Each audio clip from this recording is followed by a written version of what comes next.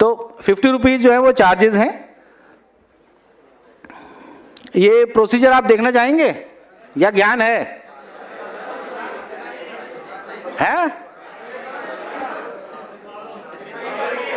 तो देख लो।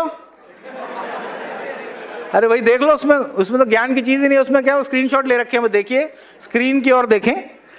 तो ऑनलाइन डॉक्यूमेंट अपडेट का तरीका बताया जा रहा है कि किस तरह से होगा। पहली स्क्रीन ये रहेगी जिसमें आप आधार नंबर, एनरोलमेंट, रेजिडेंट की ईआईडी नंबर डाल सकते हैं, fingerprint of resident and operator through single fingerprint RD device for fetching details. उसमें क्या होगा कि डिटेल फेच होते हैं ना ऑनलाइन में। उसके बाद क्या है, जब आप रेजिडेंट का ईआईडी नंबर, आधार नंबर, फिंगरप्रिंट लगा देंगे ऑपरेटर का अपना, तो उससे फाइंड आधार टैब को दबाना है, फाइंड आधार। ठीक, नीचे देखिए वो लाल रंग से है ना, सब कुछ लाल में है। तो जब फाइंड आधार हो गया एक बार, तो उसमें क्या हो जाएगा, स्क्रीन के ऊपर डाटा आ जाएगा। किसका डाटा आएगा? निवासी का डाटा आ जाएगा, जो आपने डाटा फिट किया था उससे। अब आपने मैच करना है कि भाई जो इसने मुझे डॉक्यूमेंट दिए पीओआई या पीओ के, उससे मैच करता है कि नहीं करता, है ना। सॉफ्टवेयर मतलब जो आपका आधार कार्ड है और जो सॉफ्टवेयर है, दोनों में आप देख रहे हैं कि यहाँ भी मैच कर रहा है, नहीं कर रहा। और मैच कर रहा है तो अगले कदम की ओर बढ़ेंगे। तो हाँ क्या आती है, दिक्कत क्या आ रही है? अच्छा, केयर ऑफ एक्चुअली पुराना वाला वो है, वो फादर नेम और हस्बैंड नेम नहीं आता उसमें। हाँ, चलिए इसके ऊपर अभी चर्चा करेंगे बाद में। पहले ज्ञान पूरा ले लो, उसके बाद प्रश्न उत्तर का जब सेशन होगा ना, उसमें इस पे चर्चा होगी। हाँ, तो उसमें क्या हो गया अभी, पीओ क्या बोला? हाँ विवेक जी क्या कह रहे हो? अच्छा, मैं कहा लंच बोल दिया, अभी नहीं है।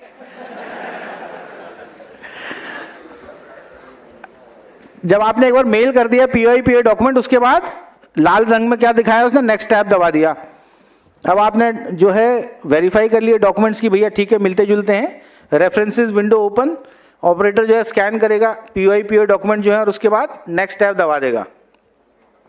स्कैनिंग करने के बाद और अटैच करने के बाद डॉक्यूमेंट जो है फोटोग्राफ की विंडो खींचेगी, तो या फोटो ले लेगा और कोई भी रेजिडेंट का एक बायोमेट्रिक आइरिस एक ले लेगा, फिंगरप्रिंट एक ले लेगा, और click on next tab.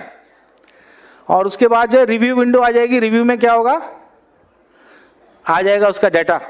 Review window will showcase the verification details, operator to verify the resident details for final confirmation and click on confirm tab. Confirm दबा देगा ना। आफ्टर कंफर्मेशन ऑपरेटर के पास जो है उसकी बायोमेट्रिक अपनी लगा देगा और verify biometric and then click on save. ठीक, और उसके बाद जब ये प्रोसेस डॉक्यूमेंट अपडेट का समाप्त हो जाएगा, तो उस पर स्क्रीन पे आ जाएगा कि generate declaration regional request captured successfully will be prompt on screen. Operator क्या करेगा, अपना click print receipt tab and then click on attach document tab for final submission. Print receipt और उसके बाद अटैच डॉक्यूमेंट फाइनल सबमिशन के लिए। और उसके बाद ऑपरेटर अटैच कर देगा रेजिडेंट की साइंड प्रिंट रिसीट और उसके साइंड इनरोलमेंट फॉर्म, और क्लिक कर देगा सेव टैब के ऊपर। ये सब कर रखा है ना, ऐसे क्यों देख रहे हो मेरी तरफ फिर? और फाइनली जो है इसके ऊपर अंत में क्या हो जाएगा, complete enrolment for completing the document update request successfully. पैसे तो मिल गए आपको यार, 85 रुपए है लेकिन जीएसटी मिला के। ईसीएमपी ऑफलाइन हाउ, आप देखिए ईसीएमपी ऑफलाइन भी है। ये हमने कौन सा तरीका देखा, ऑनलाइन, वैसे ही ऑफलाइन भी है। दोनों में अंतर क्या है, सिर्फ एक सिंगल फिंगर आरडी डिवाइस नहीं है, और दूसरा ऑनलाइन मोड में नहीं, तो आप रियल टाइम वेरिफिकेशन नहीं हो रहा डाटा का, हो रहा है नहीं हो रहा, दैट इज द डिफरेंस। तो ऑपरेटर इनरोलमेंट जो है वो लाइफ साइकिल चेंजेस में जाएगा, click on life cycle option में जाएगा और सेलेक्ट क्या करेगा, ऑफलाइन डॉक्यूमेंट अपडेट। वो देखिए दाई तरफ दिख रहा है, राइट हैंड साइड टॉप में। उसके बाद जो है फर्स्ट टैब में डेमोग्राफिक डिटेल्स, उसमें ये जो है आधार नंबर डाल देगा, उसका निवासी का नाम डाल देगा, जो उसकी फिजिकल कॉपी है उसके हिसाब से। और इसमें ध्यान ये रखना है कि इसमें कोई भी जो है नाम वगैरह चेंज नहीं होने वाला उसका आधार डेटाबेस में। उसके बाद रेफरेंसेस टैब जो है अपलोड, उसमें पीओआई पीओ डॉक्यूमेंट को कर दिया जाएगा। रेजिडेंट जो है अपना proof of identity, proof of address document देगा, किसमें, ओरिजिनल में फोटोकॉपी, ओरिजिनल में होना चाहिए। ठीक है, और उसके बाद आप दबाएंगे तो ड्रॉप डाउन मेनू में आ जाएगा कौन सा वाला डॉक्यूमेंट है, ठीक है ना, ड्राइविंग लाइसेंस से क्या है वो आपने उसको सेलेक्ट कर दिया, और उसके बाद स्कैन द रेजिडेंट के जो डॉक्यूमेंट आपने स्कैन कर दिए, नेम एड्रेस जो आधार कार्ड में थे, उसके बाद अगले स्टेप में आप क्या करेंगे, facial image and biometrics capture करेंगे, जो कि सेम हम उसमें भी कर रहे थे ऑनलाइन में।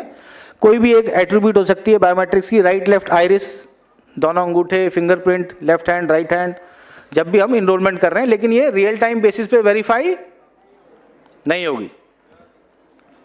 और रिव्यू सेक्शन में केयरफुली चेक करना है आपने जो भी डिटेल्स थे हमारे रेजिडेंट्स के, और उसको फिर क्या करना है, कंफर्म, और फिर थैंक यू। चलिए, तो मुझे आशा है कि मैं शायद सफल रहा। एक आध कोई, देखो हर कक्षा में एक ना एक विद्यार्थी होता है जो चैलेंजिंग होता है, तो एक चैलेंजिंग थे आदमी, लेकिन मैं आप सबको बांध पाया, और मुझे उम्मीद है, मुझे विश्वास है, बल्कि उम्मीद ही नहीं, कि डॉक्यूमेंट अपडेट जो इसको एक बहुत बड़ा, जैसे आप फील्ड पे जाने वाले हैं, आप 500 लोग कब जा रहे हैं, कल, मतलब कल परसों से जो एकदम से हमारे सिस्टम के ऊपर ओवरलोड कर दोगे आप लोग, है ना, इतना काम आने वाला, इतना काम आप लोग इस अपॉर्चुनिटी को अवेल करने वाले हैं, इस नॉलेज को जो आपने यहाँ ग्रहण करने वाले हैं, सीखने वाले हैं, अपने तक मत रखिएगा, कृपया पास इट ऑन, 2-3-4 लोगों को अवश्य दें, उन 2-3-4 को बोलो आगे 2-3-4 को दें। चेन सिस्टम सुना है ना, कौन सी पिक्चर में था, तो कृपया चेन बनाएं, और इसको जो एक मतलब फील्ड में हमें दिखना चाहिए कि अभी हर रोज में जो एकदम से जो हमने ट्रेनिंग यहाँ पे यूआईडी और सीएससी की पार्टनरशिप में आपको जो ट्रेनिंग मिल रही है, जो आप ट्रेनिंग ले रहे हैं, इसका आप संपूर्ण लाभ उठाएं। तो ये मैं आशा कर सकता हूं आप सबसे। ये ऊपर वाले कुछ नहीं बोल रहे हैं, वो लंच के वो पहले देख रहे हैं, पीछे हम उतरेंगे, तो आप करेंगे ये काम अभी। चलिए, बहुत बहुत धन्यवाद, थैंक यू वेरी मच।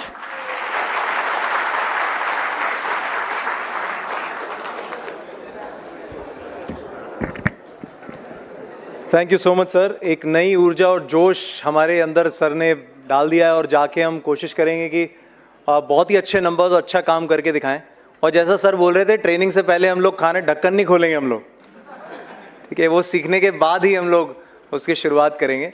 तो कुछ और नए सेशंस के साथ कुछ और नई जानकारी लेंगे बिफोर द ब्रेक, ठीक है, तो ध्यान से सुनिएगा। तो एक बार फिर से मैं सर का धन्यवाद करता हूँ कि उन्होंने इतने अच्छे से हमें ये समझाया। अच्छा लगा, बात समझ में आई सबको? तो ये तालियां जो हैं, ये जो स्माइल है सभी लोगों के चेहरे पर, सर प्रूफ है कि आपकी बात उन तक पहुंची, और ये जल्दी ही उनके काम में भी रिफ्लेक्ट होगा। Again thank you so much. तो चलिए आगे बढ़ते हैं। नेक्स्ट सेशन हम लोग बात करेंगे कि जो पेनल्टीज हैं इसमें, ये ध्यान से सुनिएगा। देखिए, सारी अच्छी अच्छी बातें नहीं करने आए, थोड़ा सा यहाँ पे हम कान भी खींचने पड़ेंगे अब जो नहीं काम अच्छे से करता है। सो पेनल्टीज भी कुछ लगेंगे इसके ऊपर कि अगर काम ठीक से नहीं होता है, तो उसके ऊपर मैं रिक्वेस्ट करूंगा, हमारे साथ श्री RVN श्रीनिवास सर हैं, डायरेक्टर UIDAI से, उनसे मैं रिक्वेस्ट करूंगा कि उसके बारे में आपको ब्रीफ करें। इनफैक्ट इसके बाद उनकी टीम भी है प्रॉपर जो आपको और जानकारी देंगे इसके बारे में। Sir please.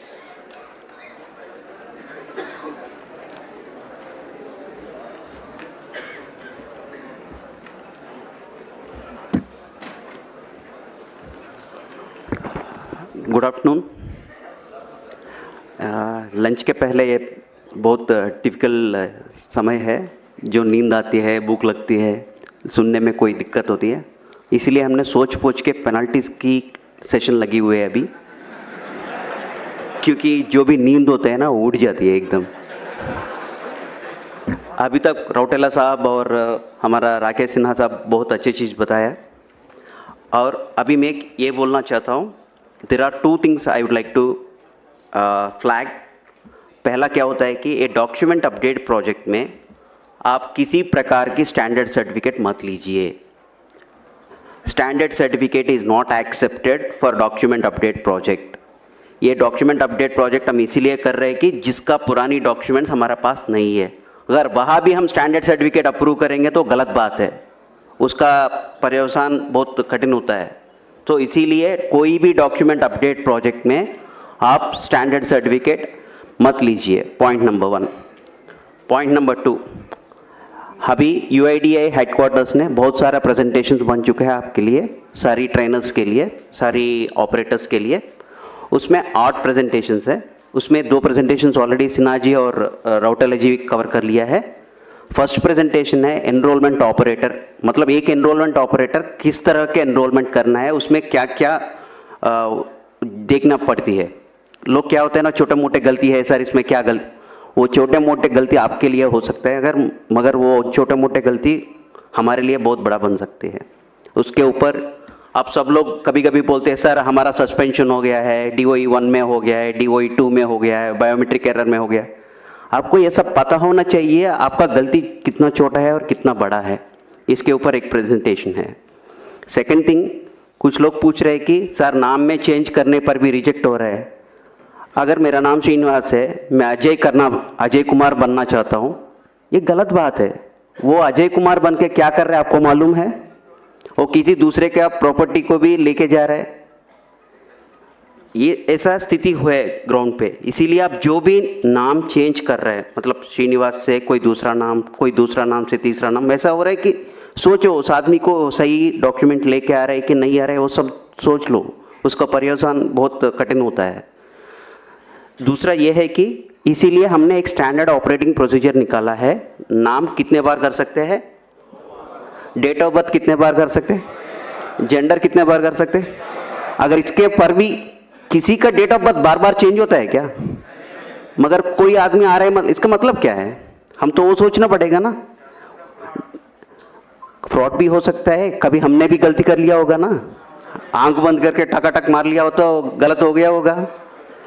देखो जो आदमी आ रहे हैं उनका गलती है या हमारा गलती है, ये भी देखो थोड़ा, उनका प्रॉब्लम क्या है वो एसेस करने के लिए कोशिश करिए। सेकेंड थिंग इज, इसके साथ हमारा QC में बहुत सारा रिजेक्शंस होता है। आप ये समझते होगी जो हम डॉक्यूमेंट यहाँ से अपलोड करेंगे वहाँ कोई देखने वाला नहीं है, हमको क्या फ़र्क पड़ने वाला, वैसा कुछ नहीं होता है। आप यहाँ से जो भी कागज़ भेजते हैं नीचे पैकेट के साथ, वो सारी बैकग्राउंड में वेरिफिकेशन होता है। मैं आपको बोलता हूँ, मानो न मानो आपका बात है, डॉक्यूमेंट होता है, डॉक्यूमेंट को इस तरफ आगे साइड उनका प्रूफ ऑफ आइडेंटिटी होता है, फ़ोन पे बात करते रहे या कोई दूसरे बात करते रहो, उल्टा करके स्कैन करते हैं। मेरे को क्या आता है, वाइट पेपर आता है, ये DOE 1 है, क्योंकि जहाँ पे प्रूफ ऑफ आइडेंटिटी अपलोड करना था आपने सफ़ेद कागज अपलोड किया। ये तो एकदम फ्रॉड है। वो आप गलती से भी कर लिया होगा मगर it has a long lasting effect. दूसरा क्या होता है ना, किसी ने POA डॉक्यूमेंट दोनों दिया था आपको, एक के बाद एक स्कैन करना था, वो भी फ़ोन पे लगे हुए हैं, दोनों डॉक्यूमेंट लिया, स्कैनिंग वैसा हुआ कि पहला डॉक्यूमेंट आधा स्कैन हो गया, दूसरा डॉक्यूमेंट आधा स्कैन हो गया। आप जान ही नहीं देते हैं, वो गलत बात है। तीसरी बात यह है कि ये देखो मेरा 10 उंगलियां है यहाँ पे, ये दोनों में बायोमेट्रिक्स नहीं आ रहा है, मगर आप इसको, कुछ लोग ऐसा समझते हैं कि हाँ ये एक्सेप्शन है, हम 8 उंगली को ले लेंगे बायोमेट्रिक और इसको एक्सेप्शन मानते। ये गलत है, बहुत बड़ा गलत है। इसका 2 उंगली है यहाँ पे, इसका उंगली नहीं है, वो अलग सी बात है, ये एक्सेप्शन बनती है, मगर ये एक्सेप्शन नहीं बनती है। इसके लिए भी अलग सा तरीका है। अगर किसी का रेजिडेंट आपके पास आया, उनका 2 उंगली का बायोमेट्रिक्स नहीं आ रहा है, उसको कैप्चर करना है तो डेटा, उसका प्रोसेस ही अलग है, मगर क्या होता है ना, इसको एक्सेप्शन में डाल देते हैं। It is a fraud once again, क्योंकि वहाँ पे उंगली है, आप इसको एक्सेप्शन मान रहे हैं, कहाँ से एक्सेप्शन आ गया। ये है one more presentation on this particular aspect.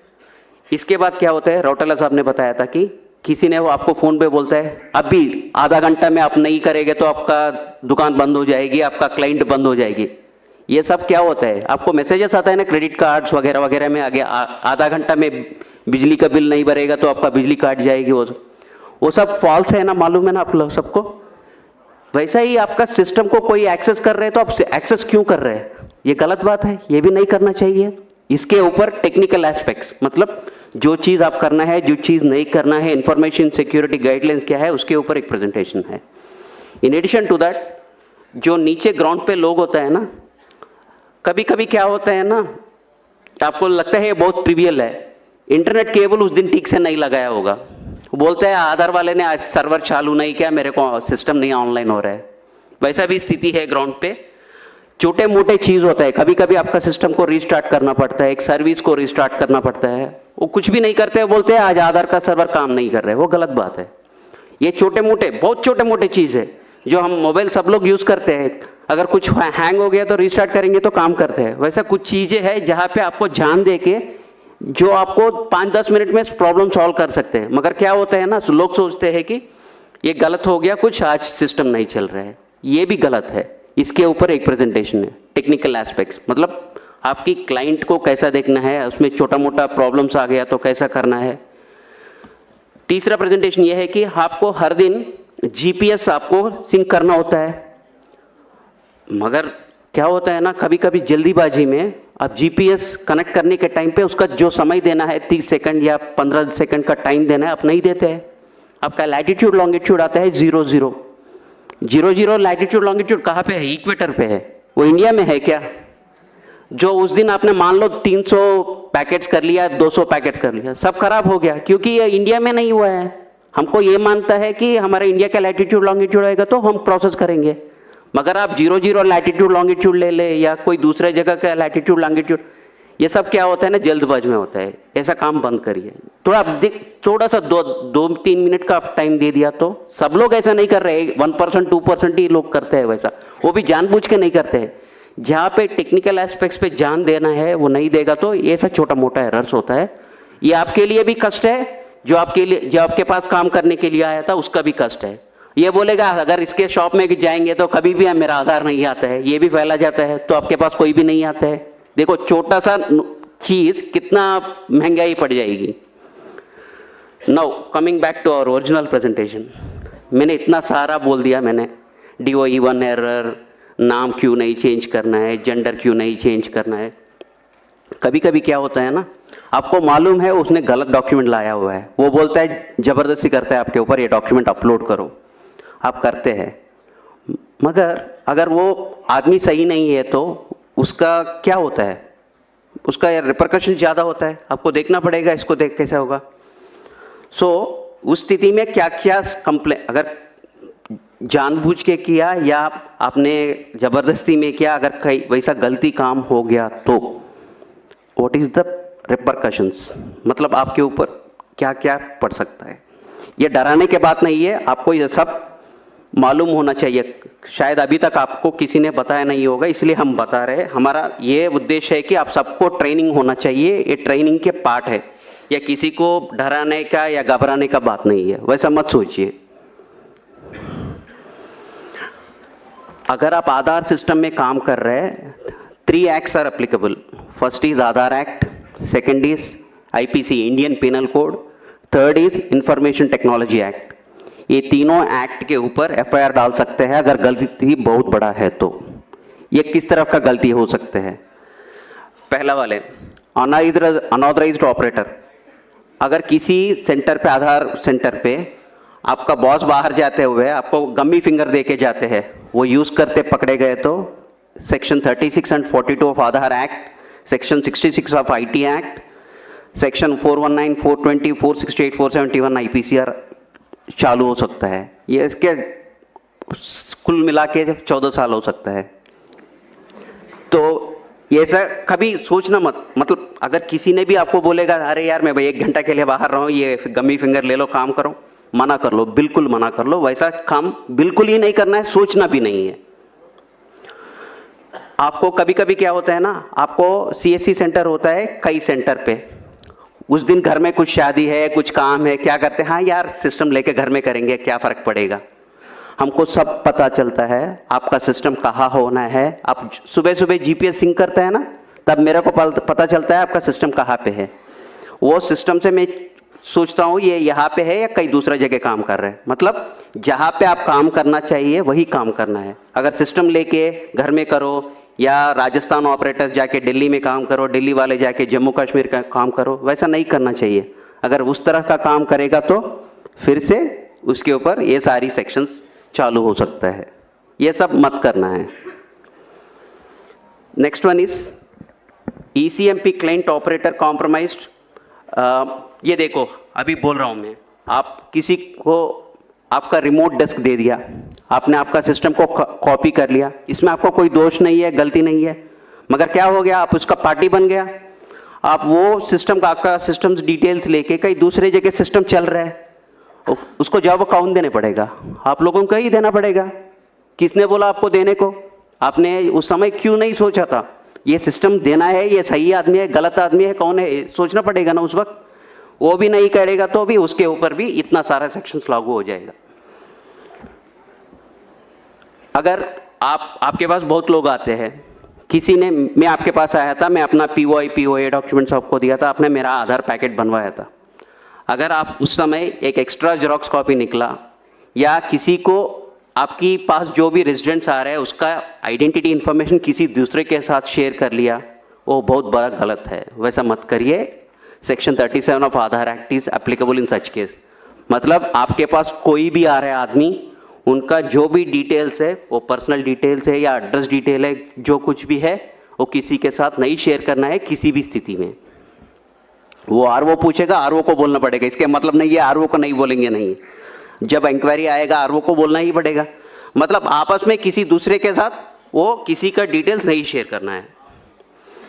अभी तक सर ने बताया कि फ़ोन करेंगे हम, अगर 5 लोग बोलेगा कि हाँ ये ज़्यादा चार्ज कर रहे हैं, हाँ हो जाएगा, डिसएसोसिएशन हो जाएगा, सस्पेंशन हो जाएगा, फिनेंशियल पेनल्टीज लग जाएगी।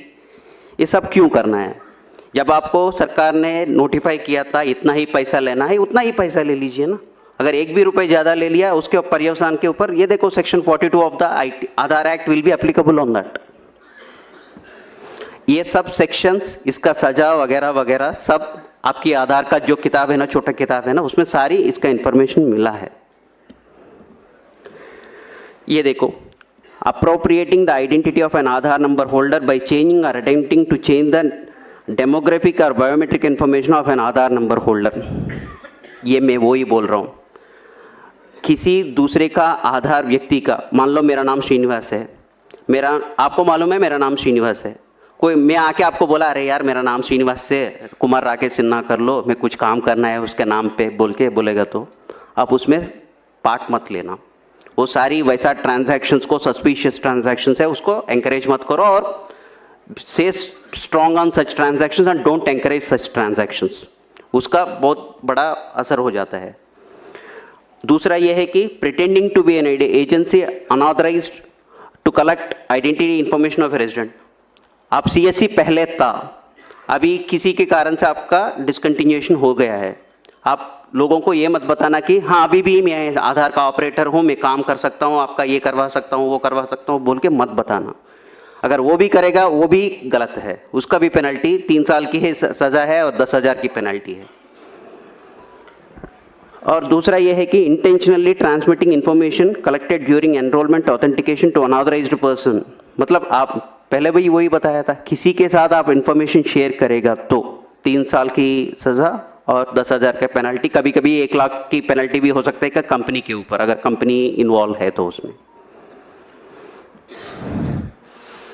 ये unauthorised access to central identity data repository, मतलब कोई दूसरा की तरफ से कंप्यूटर के साथ कोई सॉफ्टवेयर, डुप्लीकेट सॉफ्टवेयर यूज करके जो भी करेगा वो सब ऑलरेडी एक्ट में इंक्लूडेड है। अगर कोई भी इसमें जानबूझ के या गलती से भी आप इसमें इन्वॉल्व हो गया तो इसका पर्यवसान बहुत अलग सा है। इसलिए अब जो भी इंटेंशनली और intentionally don't get involve in that activities. अगर जो भी टैंपरिंग ऑफ डेटा करना चाहते हैं, मतलब डेट ऑफ बर्थ मेरा है 2005, मैं आपको बोलता हूँ 2010 करवा लो भाई, अगर वो कुछ प्रोसेस में कुछ करना शुरू कर लिया, वो भी बड़ा imprisonment up to 10 years in such cases, वो वैसा मत करिए। Unauthorised use of identity information of an individual by requesting entity और ऑफलाइन वेरिफिकेशन। ये क्या है ना, कभी कभी सर ने सुबह बताया था ना, एक आइडेंटिटी कैसा पता होना चाहिए, QR कोड स्कैन करने से उनका आइडेंटिटी पता चलेगा। अब QR कोड स्कैन करके कोई दूसरे वाले को ये मत बताना इनका इन्फॉर्मेशन डिटेल्स क्या है, जिसका चाहिए वो करेगा, आपका नहीं है, जिम्मेदारी नहीं है वो। Failing to comply with requirements of the Aadhaar act, मतलब CSC के ऊपर आपके बहुत जिम्मेदारी है। आप CSC के लिए काम कर रहे हैं, मतलब इसके आपके ऊपर भी बहुत सारे जिम्मेदारियां हैं। आप अगर वो कंप्लाई ना करेगा तो उसके ऊपर भी पेनल्टीज होता है। In addition all these things, कोई भी तरफ का एक्सप्लिसिटली नहीं डिफाइन किया हुआ है, कोई भी गलतियां है जिसमें एक्शन करना है उसका भी इम्प्रिजनमेंट पनिशमेंट है। ये आपको सबको पता होना चाहिए, क्योंकि इतना बड़ा प्रोजेक्ट कर रहा है, इसमें कष्ट भी होते हैं और हमारा इसके लाभ भी होते हैं। लाभ हम सबको मालूम है, कष्ट और नष्ट भी सबको मालूम होने से क्या होता है, हम ठीक से काम कर पाएंगे। जो हम सोचते हैं छोटे मोटे गलतियां है वो छोटे मोटे नहीं होते हैं, उसका असर बहुत अलग सा होता है। अब तक तो मैं आधार एक्ट का पेनल्टीज बताया था, आधार एक्ट के साथ आईपीसी पेनल्टीज भी चालू होता है कभी कभी। पनिशमेंट फॉर क्रिमिनल कॉन्स्पिरेसी, अगर किसी ने स्टैंडर्ड सर्टिफिकेट दुकानदार वाले से ये करके, हाँ वहाँ जाके स्टैंडर्ड सर्टिफिकेट लेके आइए आपका आधार अपडेट बन जाएगी बोलेगा, वैसा एंकरेज करेगा तो वो भी अलग सी बात है। Whomsoever is party to criminal conspiracy to commit an official offense punishable with death or rigorous imprisonment, कुछ भी हो सकता है। जब पढ़ लीजिए, अंग्रेजी पढ़ लीजिए, ये सब इंटरनेट में भी आपको मिलता है। आपको बस ध्यान देना है, अगर इसके ऊपर आप गलती करेंगे तो उसका पर्यवसान क्या होता है। Section 419 punishment for cheating by personation, अगर आप किसी का नाम लेके जाके आधार में अपना डिटेल्स अपडेट करके, मैं वही बोल रहा हूँ ना, मैं श्रीनिवास हूँ, राकेश कुमार सिन्हा बनना चाहता हूँ, वो चीटिंग है। अगर वो भी आप भी जानबूझ के या बिना जानबूझ के भी आप उसमें शामिल हो गया, उसका पर्यवसान सीरियस होता है। 420 ये सबको मालूम है, 420 का केस क्या होता है, गलती जो भी किस तरफ की भी गलती करेगा तो वो 420 में आता है। 467 फोर्जरी ऑफ वैल्यूएबल सिक्योरिटी, मतलब आप फोर्जरी करो या डॉक्यूमेंट को, कुछ लोग क्या कर रहे हैं कि जब आशीष हमारा क्यूसी मैनेजर वो यहाँ पे है, लंच के बाद वो एक क्यूसी के ऊपर कौन सी एरर्स होती है वो सब बताते हैं। वो आपके पास बर्थ सर्टिफिकेट लेके एक आदमी आता है, मगर बर्थ सर्टिफिकेट में डेट ऑफ बर्थ में व्हाइटनर लगा के डेट ऑफ बर्थ चेंज किया है, मतलब डॉक्यूमेंट इज टैम्पर्ड। उस डॉक्यूमेंट को एक्सेप्ट ही नहीं करना चाहिए था, मगर लोग देखते ही नहीं है, जान नहीं देते हैं, वो स्कैन करके अपलोड करते हैं, वो DOE 1 में आते हैं। मतलब जो गलती कर रहे हैं उनके साथ आप उनको सहायता कर रहे हो, क्योंकि डॉक्यूमेंट में जब व्हाइटनर लगा के डेट ऑफ बर्थ और नाम चेंज किया हुआ है, आप उस डॉक्यूमेंट को क्यों एक्सेप्ट कर रहे हैं? एक्सेप्ट नहीं करना चाहिए था। ये भी 468 वही वे forgery, the intention of the forgery is for cheating, उसके लिए पनिशमेंट है।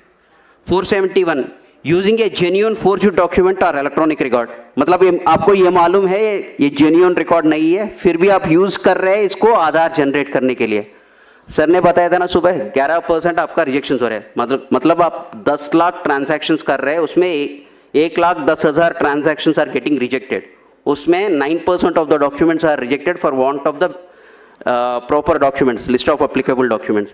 आप लिस्ट ऑफ एप्लीकेबल डॉक्यूमेंट्स से नहीं करते हो, कोई दूसरा डॉक्यूमेंट लेके करते हो, that is a serious offence. In addition to that, जो मैंने बोला था ना, वो white paper scanning, dual scanning of 2 papers एक साथ, जो टैम्पर्ड डॉक्यूमेंट, कभी कभी नाम में गेजेट नोटिफिकेशन भी एडिटिंग कर रहे हैं एडोब फोटोशॉप के साथ। अगर कोई भी आपके पास गेजेट नोटिफिकेशन लेके आ रहे हैं, आप देख लो वो सही है कि नहीं है, क्योंकि लोग उसके भी फोटोशॉपिंग करके आ रहे हैं। थोड़ा ध्यान से रहिए, वो बहुत बड़ा ये पंगा हो जाएगा।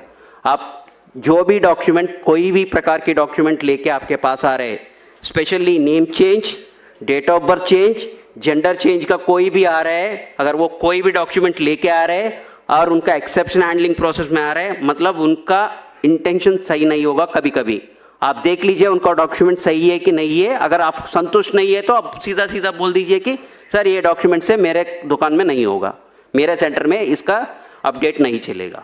सीधा बताइए, कोई गलती नहीं है उसमें। मगर आप जहाँ आप फील होते हैं कि ये डॉक्यूमेंट करने से मेरे को कोई अच्छा नहीं लग रहा है, मेरे को कुछ डाउटफुल लग रहा है, सस्पिशियस लग रहा है, आप उससे दूर रहिए ना, उसमें इन्वॉल्व ही मत हो जाइए उसमें। नाउ हमने अभी तक आधार एक्ट का कानून का सेक्शन सुन लिया, आईपीसी का सेक्शन सुन लिया, अभी है आईटी एक्ट। ये तीनों एक्ट एक ही साथ लागू होता है। अगर किसी ने गलती किसी प्रकार की भी कर लिया तो तीनों एक्ट एक ही साथ लागू हो सकता है। Section 65 tampering with computer source document, मतलब वही है, कंप्यूटर में स्कैन करके अपलोड कर रहे हैं, वही है। सेक्शन 66 कंप्यूटर रिलेटेड ऑफेंसेस, ये वही है कंप्यूटर के साथ, अगर किसी ने डुप्लीकेट सॉफ्टवेयर बनाया उसके ऊपर काम कर रहे हैं, वो भी एक सेक्शन है। Punishment for sending offensive messages through communication service. आप कभी कभी देख लिया होगा व्हाट्सएप ग्रुप्स में या यूट्यूब वीडियोस में देखा होगा, आप मेरे को 500 रुपये दे दो और मैं आपका DO भी अपडेट करवा लेता हूँ, मैं आपका आधार कार्ड PVC कार्ड बनवा के दे देता हूँ। बहुत सारे वेबसाइट चलता रहते हैं, उसमें आप प्रमोट मत करिए। आप उस वैसा मैसेज कुछ भी आया आप RO को रिपोर्ट करिए, ये आपकी जिम्मेदारी है। वैसा कोई फेक वाला वेबसाइट या SMS या व्हाट्सएप टेक्स्ट मैसेज चक्कर मार रहा है तो आपको जिम्मेदारी है RO को इन्फॉर्म करने के, क्योंकि वो इन्वेस्टिगेट करके उसके जो भी एक्शन लेना है वो करेगा। जब तक आप नहीं बताएगा तो, क्योंकि हमको भी सारी चीज़ें नहीं मालूम पड़ता है, आपका जिम्मेदारी भी है हमको बताना है ऐसा काम चल रहा है सर, इसको थोड़ा देख लीजिए सर, ये डाउटफुल केस है। This is one more section. Another section is 66B, punishment for dishonestly receiving stolen computer और कम्युनिकेशन डिवाइस। अगर किसी ने आपको बोला है कि आधार किट, आपको मालूम है आधार किट जिम में मिलता है, अगर किसी ने आधार किट कहीं दूसरे जगह से लेके आपको बोल रहे कि ये 1 लाख का किट है मैं आपको 10,000 में दूंगा, लेके काम कर लो, मत करो वैसा, वो भी इसमें पड़ सकता है। Section 66C, punishment for identity theft. मैं वही बोल रहा हूँ ना, श्रीनिवास बन गया अजय कुमार, वो तो अलग सी अब आइडेंटिटी थेफ्ट की बात है। वो मेरा आइडेंटिटी बदल रहा हूँ, किसी का आइडेंटिटी लेके किसी को दूसरे को दे रहा हूँ, कोई डेथ पर्सन का आइडेंटिटी लेके कोई दूसरे को दे रहा हूँ, ये सब थोड़ा देखना पड़ेगा। Punishment for cheating by impersonation using computer source, बस वही है, कोई कंप्यूटर का डॉक्यूमेंट लेके, कंप्यूटर के हिस्सा लेके हमने किसी का आइडेंटिटी चेंज करने का, बदलाव करने का कोशिश किया तो that is a very punishable, seriously punishable offence. बस इतना ही है। आप